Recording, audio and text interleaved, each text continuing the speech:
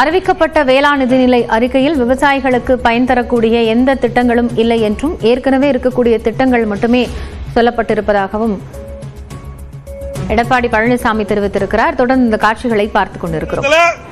தேசிய கல்வியை ஏற்றிட்டாங்க, தெலுங்கானாவில் ஏற்றிக்கிட்டாங்க. அதனால அதான் அவர் சொல்லவே மாட்டாங்க. இதெல்லாம் அரசியல் ஆதாயம் தேடுவதற்காக இந்த கூட்டத்தை கூட்டுறார ஒழிய மாநில மக்களுடைய பிரச்சனைகளை தீர்ப்பதற்காக இந்த கூட்டம் கூட்டல. நீங்க ஒரு விவசாயியா வந்து ஒரு பட்ஜெட்டை பாத்துருக்கீங்க, விவசாய பட்ஜெட் பார்க்க முடியுது உங்களுடைய அது அவரை கேளுங்க. காரணம் அவரை கேட்டதானே தெரியும், என்ன கேட்ட எப்படி தெரியும்? அவரை போய் கேளுங்க சார், நீ அவரை கேளுங்க. ஏன் தவிச்சுன்னு அவரை கேளுங்க. இதெல்லாம் கேட்கிற கேள்வி இல்ல. தனிப்பட்ட முறையில் இருக்கிற பிரச்சனை இங்க பேசாதீங்க.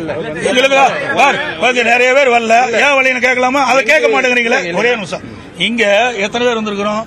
மொத்தம் 62 பேர். அவரோட வேலை இருக்கும். இங்குல வந்து சுதந்திரமா செயல்படுகிற கட்சி திமுக மாதிரி அடிமை ஆட்கள் இங்க கிடையாது. நல்லா புரிஞ்சுங்க. எங்கேயுமே நான் ஒரு திருமணத்துக்கு போறேன், பத்திரிகையில் போடுறீங்க, இவர் கலந்துக்கல அவர். நான் என்றைக்குமே யாரையும் எதிர்பார்த்தது கிடையாது. நான் ஒரு சாதாரண தொண்டர், புரிஞ்சுங்க. தலைவன் கிடையாது. திமுக மாதிரி வாரிசு அரசியல் இங்க கிடையாது. குடும்ப கட்சி கிடையாது, புரியுதுங்களா?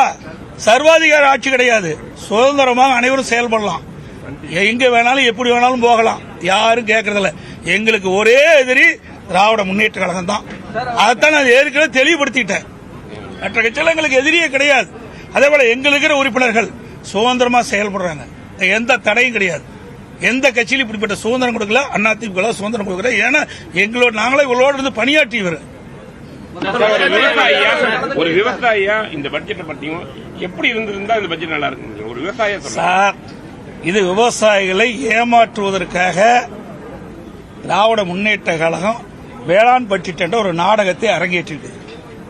இந்த வேளாண் பட்ஜெட் திராவிட முன்னேற்ற கழகம் இந்த 5 ஆண்டு காலமாக சட்டமன்றத்தில் தாக்கல் செய்யப்பட்ட வேளாண் பட்ஜெட் ஒரு கண் துடைப்பு. விவசாயிகளை ஏமாற்றுவதற்காக இந்த ஆட்சியாளர்கள் செய்கின்ற நாடகம். இதனால என்ன பயன் இருக்குது? எல்லாம் இந்த மானிய கோரிக்கைகள் வருது. ஒவ்வொரு துறை இருக்குது. அந்த துறை வாரியாக என்னென்ன திட்டத்தை கொண்டு வரணும் அதுல விவரமா இருக்கும். எல்லா மானிய கோரிக்கையிலும் அதெல்லாம் உள்ளடக்கி ஒரு புத்தகத்தை போட்டு 1.25 நாள் எங்களை எல்லாம் அமர வச்சு என்ன அதுல ஏதாவது இருக்கு நாங்களும் பார்த்துக்கிட்டே இருக்கிற ஒன்னையுமே காணோம். இப்படி எல்லாம் மக்களை ஏமாற்றுகிற தந்திர மாடல் செய்கின்ற ஒரே அரசாங்கம். சார், விவசாயிகளுக்கு தேவையான திட்டங்கள், விவசாயிகளுக்கு என்ன அக்ரிகல்ச்சர்ல என்னென்ன இருக்குது? ஒரு விவசாயி பயிர் நடுறான், அந்த பயிர் எப்படி வளரும்? அந்த பயிர் விளைச்சல் கொடுக்கும். விளைச்சல் கொடுக்கும் போது அந்த விளைபொருளுக்கு தேவையான விலை நிர்ணயம் செய்ய வேண்டும். ஏன்னா விவசாயிகள் பயிர் நடுகின்ற பொழுது ஒரு விலை, அவன் வந்து ஆஹா ஒரு ஏக்கர்ல இந்த பயிர் நட்டா கிட்டத்தட்ட அறுவடை ஆகும் போது நமக்கு எவ்வளவு லாபம் கிடைக்கும் நினைப்பான். ஆனா அறுவடை ஆகும் பொழுது மாறி போயிடும். இன்னைக்கு போய் தக்காளி என்னங்க நல்லா என்ன பாருங்க, இன்னைக்கு 10 ரூபாய்க்கு விற்கிது. இன்னைக்கு விவசாயி எப்படி பிழைக்க முடியும்? அதுக்குதான் அதற்கு உண்டான விலை நிர்ணயிக்க வேண்டும். அதான் நாங்கள் எதிர்பார்த்தா அந்த ஆட்சியில் இல்லை. இன்றைக்கு விவசாயிகள் உற்பத்தி செய்யப்படுற விளைபொருளுக்கு விலை நிர்ணயம் கிடையாது. இன்றைக்கு இந்த மைக்கு தயார் பண்றாங்க, இதுக்கு விலை நிர்ணயம் பண்றாங்க. இந்த கேமரா தயார் பண்றாங்க, அதுக்கு விலை நிர்ணயம் பண்றாங்க. இந்த சட்டத்தை ஒரு பட்ஜெட்டை பாத்துருக்கீங்க, விவசாய பட்ஜெட் பார்க்க முடியுது உங்களுடைய அது அவரை கேளுங்க. காரணம் அவரை கேட்டதானே தெரியும், என்ன கேட்ட எப்படி தெரியும்? அவரை போய் கேளுங்க சார், நீ அவரை கேளுங்க. ஏன் தவிச்சுன்னு அவரை கேளுங்க. இதெல்லாம் கேட்கிற கேள்வி இல்ல. தனிப்பட்ட முறையில் இருக்கிற பிரச்சனை இங்க பேசாதீங்க. எங்களுக்கு நிறைய பேர் வரல, ஏன் வழின்னு கேட்கலாமா? அதை கேட்க மாட்டேங்கிறீங்களே. ஒரே நிமிஷம், இங்க எத்தனை பேர் வந்திருக்கிறோம்? மொத்தம் 62 பேர். அவரோட வேலை இருக்கும். இங்குல வந்து சுதந்திரமா செயல்படுகிற கட்சி திமுக மாதிரி அடிமை ஆட்கள் இங்க கிடையாது. நல்லா புரிஞ்சுங்க. எங்கேயுமே நான் ஒரு திருமணத்துக்கு போறேன், பத்திரிகையில் போடுறீங்க, இவர் கலந்துக்கல அவர். நான் என்றைக்குமே யாரையும் எதிர்பார்த்தது கிடையாது. நான் ஒரு சாதாரண தொண்டர், புரிஞ்சுங்க. தலைவன் கிடையாது. திமுக மாதிரி வாரிசு அரசியல் இங்க கிடையாது. ஒரு பட்ஜெட்டை பாத்துருக்கீங்க, விவசாய பட்ஜெட் பார்க்க முடியுது உங்களுடைய அது அவரை கேளுங்க. காரணம் அவரை கேட்டதானே தெரியும், என்ன கேட்ட எப்படி தெரியும்? அவரை போய் கேளுங்க சார், நீ அவரை கேளுங்க. ஏன் தவிச்சுன்னு அவரை கேளுங்க. இதெல்லாம் கேட்கிற கேள்வி இல்ல.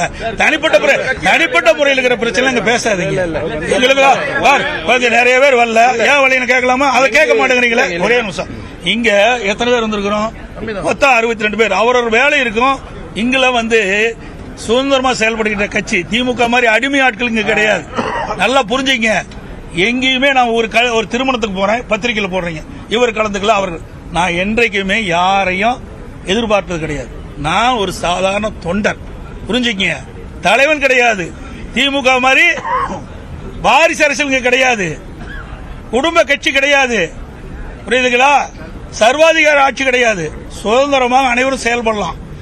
எங்க வேணாலும் எப்படி வேணாலும் போகலாம். யாரும் கேட்கறதில்ல. எங்களுக்கு ஒரே எதிரி திராவிட முன்னேற்ற கழகம் தான். அதைத்தான் நான் ஏற்கனவே தெளிவுபடுத்திட்டேன்.